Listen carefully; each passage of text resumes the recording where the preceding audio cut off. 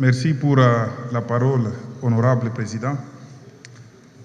Honorable président, honorable membre du bureau, honorable député, chers collègues, je commence par remercier le gouvernement pour l'élaboration de ce projet de loi relative à l'impôt sur les sociétés et l'impôt sur le revenu des personnes physiques. Comme le titre l'indique, ce projet de loi comprend deux volets, les sociétés et les personnes physiques.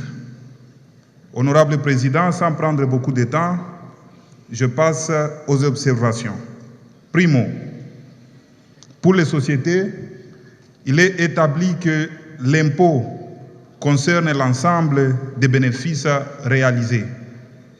Je suis satisfait du fait que les sociétés coopératives de production, de transformation, de conservation et de vente de produits agricoles, de l'élevage, de la pêche et leurs unions ne sont pas soumis à cet impôt.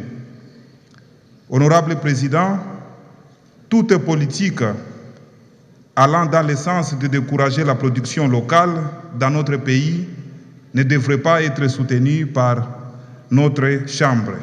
En effet, la RDC, qui dispose de près de 80 millions d'hectares de terres arables, est capable de nourrir l'Afrique.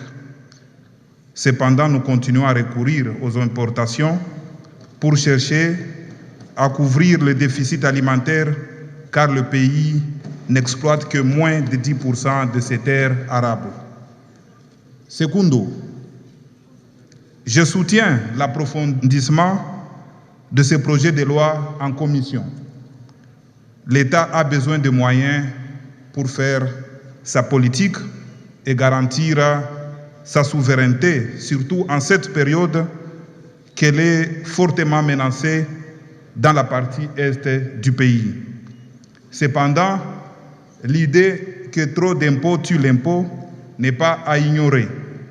Il est important que l'État protège les sociétés, les petites et moyennes entreprises contre les tracasseries financières et administratives qui mettent à mal le climat des affaires au pays. Ainsi, honorable Président, quelques questions méritent d'être posées. En moyenne, quelles sont les recettes attendues de cet impôt annuellement? Quelles sont les garanties données pour une meilleure affectation de cet impôt? Pour être explicite, à quoi vont servir les recettes générées par cet impôt? Rien n'a été dit à ce sujet par le ministre dans sa présentation. Je plaide donc pour l'affectation des dites recettes à la promotion de l'entrepreneuriat des jeunes afin de matérialiser le rêve de voir plusieurs millionnaires congolais demain. Tertio, quant aux personnes physiques, j'ai noté à l'article 59 du projet de loi en cours de traitement que l'impôt sur le revenu des personnes physiques frappe les revenus salariaux et revenus assimilés.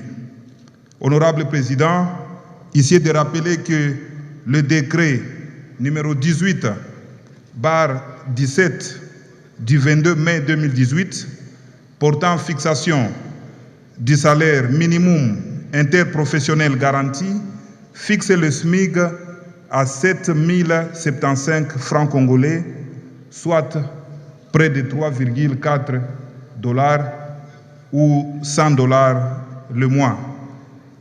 Il est constaté malheureusement que même ce taux qui, à mon avis, est bas par rapport aux potentialités de la RDC, n'est pas appliqué par plusieurs sociétés qui continuent à payer à des taux inférieurs.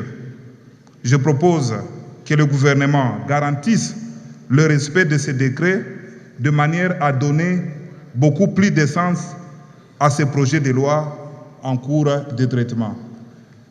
Honorable Président, honorables membres du Bureau, honorables députés, chers collègues, je vous remercie.